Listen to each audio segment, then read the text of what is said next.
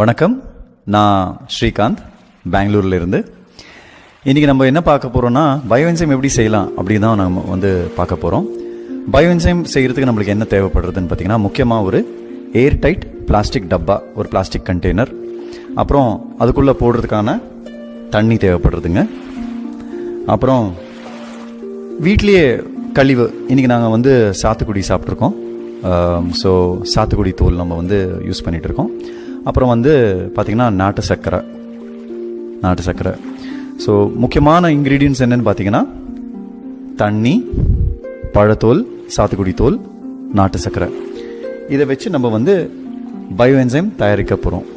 இப்போ பயோஎன்சைம் என்னென்னு பார்த்தீங்கன்னா, இது ஒரு மல்டிபர்பஸ் கிளீனருங்க. இது ஹேர் வாஷ்லேருந்து கார் வாஷ் வரைக்கும் எல்லாமே க்ளீன் பண்ணலாம். பொதுவாக ஒரு சுத்தமாக இருந்தால் தான் அதுக்கு சுத்தப்படுத்துகிற ஒரு தன்மை உண்டு.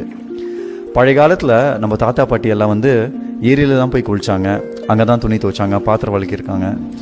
சோப் எதுவுமே போடலைங்க, வெறும் அலசிட்டு எடுத்துகிட்டு வந்தாங்க. கரை இருந்தால் கல்லுக்கு போட்டு தேய்ச்சாங்க, பாத்திரம் அழுக்காக இருந்துச்சுன்னா கொஞ்சம் மண் போட்டு தேய்ச்சாங்க, அவ்வளோதான். ஏன்னா தண்ணி சுத்தமாக இருந்துச்சுங்க, அதனால் அதை சுத்தப்படுத்தியாக யூஸ் பண்ணியிருக்காங்க. ஆனால் இன்றைக்கி நம்ம யூஸ் பண்ணுற சுத்தப்படுத்தி சுத்தமாக இருக்குன்னு சொல்ல முடியுமா? வீட்டில் சொல்ல முடியாது இல்லைங்களா? அதனால நம்ம நேச்சுரலாகவே ரொம்ப சிம்பிளாக நம்ம பயோஎன்சைம் தயாரிக்க போகிறோம். இந்த பயோஎன்சைம் தயாரிக்கிறதுக்கு நமக்கு 90 நாள் தேவைப்படுறதுங்க. இந்த 90 நாள் ரெண்டாக பிரிக்க போகிறோம். மொதல் 30 நாள், அடுத்த 60 நாள். மொதல் 30 நாள் ஒரு மாதிரி ஃபெர்மெண்டேஷனுங்க, அடுத்த 60 நாள் இன்னொரு மாதிரி ஃபெர்மெண்டேஷன். ஓகே, ஃபெர்மெண்டேஷன் ப்ராசஸ்னா என்ன? ஃபெர்மெண்டேஷன் என்கிற நொதித்தல் ப்ராசஸ்னா என்ன அப்படின்னு பார்த்தீங்கன்னா, இப்போ பால் இருக்குங்க, பாலில் நம்ம தயிர் ஊற்றுன உடனே ஒரு 8 மணி நேரம் கழிச்சு அது தயிராக கட்டுது. அதில் என்ன இருக்குன்னா, பாக்டீரியா இருக்குது. பாக்டீரியானா கிருமிங்க. கிருமி இருக்கிறதுனால தான் அது தயிராக மாறுது. அதே மாதிரி நம்ம பயோஎன்சைம் கிருமி வச்சு தான் கிருமி தான் நொதிக்கிறது இல்லை, ஃபெர்மெண்டேஷன் அப்படிங்கிற ப்ராசஸ் நடக்கிறது. இந்த கிருமி எங்கே இருக்குதுன்னு பார்த்தீங்கன்னா, இந்த சாத்துக்குடி தூள் இருக்கு இல்லைங்களா, இதில் தான் கிருமி இருக்குங்க. ஸோ இந்த கிருமிக்கு உணவு தேவைப்படுறது. அந்த உணவு தான் சர்க்கரை, அதாவது நாட்டு சர்க்கரை. சர்க்கரைனா நம்ம மொழியில் நாட்டு சர்க்கரை தான். வெள்ளை சர்க்கரை மட்டும் பயன்படுத்தக்கூடாது, நாட்டு சர்க்கரை மட்டும் பயன்படுத்தணும்.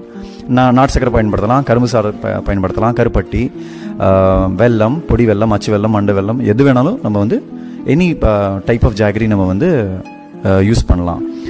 ஸோ முக்கியமாக நம்மளுக்கு வேண்டியது என்னென்னா, ஒரு மூடி அகலமாக இருக்கிற ஒரு ஏர்டைட் கண்டெய்னர். ஏன்னா ஒரு குட்டி பிளாஸ்டிக் பாட்டில் செஞ்சேன்னு வச்சுக்கோங்களேன், இதை எடுத்து துண்டாக வெட்டிட்டு அதுக்கப்புறமா அதுக்குள்ளே போடுற மாதிரி இருக்கும். அதே நம்ம இந்த பிளாஸ்டிக் டப்பாவில் நம்ம செஞ்சிட்டோன்னா, இந்த மாதிரி ஒரு வைடான ஒரு அகலமான மூடி உள்ள பிளாஸ்டிக் டப்பானா இந்த கை ஈஸியாக உள்ளே போடுற மாதிரி இருக்கும். இந்த பொருள் எல்லாம் ஈஸியாக இதுக்குள்ளே போடுற மாதிரி இருக்கும். ஸோ இந்த ஃபெர்மெண்டேஷன் அப்படிங்கிற ப்ராசஸ் 90 நாள் நடக்கிறதுங்க. இந்த 90 நாள் ரெண்டாக டிவைட் பண்ண போகிறோம். மொதல் 30 நாள், அடுத்த 60 நாள். மொதல் 30 நாள் என்ன ஆகுறதுன்னா, ஒரு மாதிரி ஃபெர்மெண்டேஷன் ப்ராசஸ் நடக்கிறது. அடுத்த 60 நாள் இன்னொரு மாதிரி ஃபெர்மெண்டேஷன் ப்ராசஸ். மொதல் 30 நாளில் நடக்கிற ப்ராசஸில் இதில் காற்று கிரியேட் ஆகும், வாயு ஜென்ரேட் ஆகும், வாயு ரிலீஸ் ஆகும். இந்த வாயு வெளியில் ரிலீஸ் பண்ணும், கேஸஸ் வெளியில் ரிலீஸ் பண்ணும். ஸோ மொதல் 30 நாள் நம்ம இந்த மூடியை திறந்து விட்டு க்ளோஸ் பண்ணணும். ஸோ உள்ளே இருக்கிற காற்று வெளில வரும், வெளியில் இருக்கிற காற்று உள்ளே போகும். ஸோ ஆக்சிடேஷன் அப்படிங்கிற ஒரு ப்ராசஸ் நடக்குங்க. இந்த ஆக்சிடேஷன் ப்ராசஸ் இருக்கிறதுனால தான் ஏரேஷன் இருக்குன்னு சொல்லலாம். அதனால தான் இந்த பர்டிகுலர் ஃபெர்மெண்டேஷன் ப்ராசஸ் பேர் ஏரோபிக் ஃபெர்மெண்டேஷன் அப்படின்னு சொல்லுவாங்க. அடுத்த 60 நாள் நம்ம கேஸ் ரிலீஸ் ஆகாதுங்க. 30 நாளுக்குள்ளேயே எவ்வளோ கேஸ் இருக்கோ இந்த தூளில் அவ்வளோ கேஸ் வெளில வந்துடும்.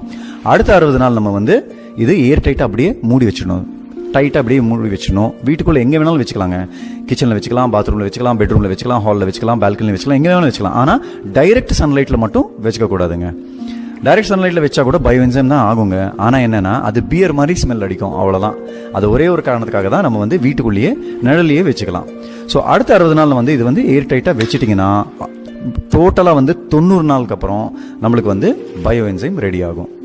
சரி, இப்போ இந்த பயோஎன்சைம் வச்சு நம்ம என்ன செய்யலாம்னா, இதை நம்ம தர சுத்தப்படுத்தியாக யூஸ் பண்ணலாம், டாய்லெட் கிளீனராக யூஸ் பண்ணலாம், ஷாம்புவாக யூஸ் பண்ணலாம், ஹேண்ட் வாஷாக யூஸ் பண்ணலாம், ஹேர் வாஷாக யூஸ் பண்ணலாம், ஃபேஸ் வாஷாக யூஸ் பண்ணலாம், கார் வாஷ் பண்ணலாம், பைக் வாஷ் பண்ணலாம், எது வேணாலும் யூஸ் பண்ணலாங்க. நம்ம இயற்கை விவசாயத்தில் கூட நம்ம அது மண்ணில் அது உரமாக கூட யூஸ் பண்ணிக்கலாங்க. சரி, இப்போ வாங்க இந்த பயோஎன்சைம் எவ்வளோ ஈஸியாக நம்ம செய்ய முடியும்ன்றது பார்க்கலாம். ஓகேங்க, இப்போ நம்ம பயோஎன்சைம் செய்கிறது எப்படின்றது பார்க்க போகிறோம். ஸோ இதுக்கு முதல்ல ஒரு ஃபார்முலா இருக்குங்க. 15:10:3:1. 15 கொள்ளளவு பாத்திரத்தில் நம்ம வந்து 10 கொள்ளளவு தண்ணி ஊற்ற போகிறோம். 3 கொள்ளளவு தோல் யூஸ் பண்ண போகிறோம். 1 கொள்ளளவு நாட்டு சர்க்கரை. அதாவது இந்த பாத்திரத்தில் 15 கப்பு தண்ணி பிடிக்கும் அப்படின்னா இதில் 10 கப்பு தான் தண்ணி விட போகிறோம். 3 கப்பு கழிவு, 1 கப்பு நாட்டு சர்க்கரை. இதுதான் ரேஷியோங்க. ஸோ முதல்ல நம்ம வந்து இதுக்குள்ள 15 பங்கு தண்ணி விட போகிறோம். அதுக்கு முன்னாடி நான் என்ன பண்ணுறேன், ஈஸியாக இருக்கிறதுனால நான் கொஞ்சம் வெல்லத்தை எடுத்து இதில் போட போகிறேன். இப்போது 1 லிட்டர் பாத்திரம் இங்கே யூஸ் பண்ணியிருக்கேன். ஸோ இதுக்கு நான் என்ன பண்ணியிருக்கேன்னா, இதுக்கு வந்து 60 கிராம் வெல்லம் யூஸ் பண்ணிட்டு இருக்கேன், 180 கிராம் தோல் யூஸ் பண்ணிட்டு இருக்கேன், அப்புறம் 600 மில்லி தண்ணி யூஸ் பண்ணிட்டு இருக்கேன். ஸோ இது பாருங்க, 60 கிராம் நாட்டு சர்க்கரை போட்டாச்சு. அதுக்கப்புறம் இதில் வந்து நான் 600 மில்லி தண்ணி நான் ஊற்ற போகிறேங்க. இது 1 கிலோக்கான ரேஷியோங்க. 600 மில்லி தண்ணி ஊற்றியாச்சு. இதில் வந்து நான் கழிவு போட போகிறேன், பழத்தோல். இது வந்து டோட்டலாக 180 கிராம் இருக்குங்க. இது நல்லா ஊறுற மாதிரி இதுக்குள்ளே போடலாம். வெட்டியும் போடலாம், அரைச்சியும் போடலாம், அப்படியே கூட போடலாங்க.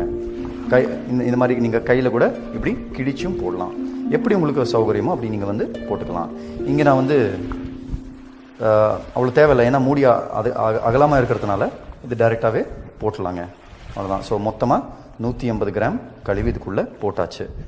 போட்டதுக்கப்புறமா என்ன ஆகும்னா, ஃபர்மெண்டேஷன் அப்படிங்கிற நொதித்தல் அப்படிங்கிற ப்ராசஸ் ஆரம்பிச்சிடும். ஸோ இன்றைக்கி நம்ம வந்து மூடி வச்சுட்டோம். ஸோ இனி டேட்டு நான் வந்து நோட் பண்ணி இங்கே ஒரு பேப்பர்லேயோ இல்லையோ ஒரு மார்க்கர் பெனில் வந்து நோட் பண்ணிக்கிறேன். நோட் பண்ணிவிட்டு டெய்லி ஒரு நாளுக்கு ஒரு தடவை நீங்கள் மூடி அகலமாக யூஸ் பண்ணால் ஒரு நாளுக்கு ஒரு தடவை ஓப்பன் பண்ணி க்ளோஸ் பண்ணால் போதுங்க. அதே நீங்கள் வந்து பாட்டில் யூஸ் பண்ணிங்கன்னா, பிளாஸ்டிக் பாட்டில் மாதிரி யூஸ் பண்ணால் ஒரு நாளுக்கு கிட்டத்தட்ட 10லேருந்து 15 தடவை ஓப்பன் க்ளோஸ் பண்ணி பார்க்கணும். ஸோ ஏன்னா அவ்வளோ கேஸ் நம்ம வந்து ரிலீஸ் ஆகும், அதுக்குள்ளே அவ்வளோ ப்ரெஷர் பில்டப் ஆகிடும். ஸோ எது வசதின்னு பார்த்தீங்கன்னா இந்த டப்பா தான் வசதி. ஸோ மேக்ஸிமம் நம்ம வந்து ஒரு முறை இல்லைன்னா 2 முறை ஓப்பன் பண்ணி க்ளோஸ் பண்ணலாம். ஒரு தடவை இந்த மாதிரி மூடி வந்து திறந்து விட்டு காற்றை வெளில விட்டு க்ளோஸ் பண்ணுங்கள். இந்த மாதிரி நம்ம வந்து 30 நாள் செய்ய போகிறோம். 30 நாள் செஞ்சதுக்கப்புறமா அடுத்த 60 நாள் நம்ம என்ன பண்ண போகிறோம், இது அப்படியே ஓரமாக எடுத்து வச்சுடுவோம். அவ்வளோதான். இது டச் பண்ண போகிறதில்ல. டோட்டலாக 90 நாளுக்கு அப்புறமா நம்ம இது மூடி ஓப்பன் பண்ணிவிட்டு வடிகட்டிட்டு நம்ம வந்து யூஸ் பண்ணலாம். வடிகட்டினதுக்கு அப்புறமா நம்மளுக்கு கிடைக்கிறது வந்து ஒரு கிளியரான லிக்விட், அது வந்து கிளியர் என்சைம்.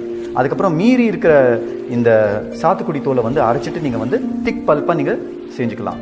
அந்த திக் பல்ப் வந்து பல்பி என்சைம் அப்படிங்கிறது அதனோட பேருங்க. கிளியர் என்சைம் வந்து உங்களோட தர சுத்தப்படுத்தியாக யூஸ் பண்ணலாம். திக் பல்ப் வந்து உங்களோட பல்பி டாய்லெட் கிளீனராக நீங்கள் வந்து யூஸ் பண்ணிக்கலாங்க. ஸோ அவ்வளோதாங்க.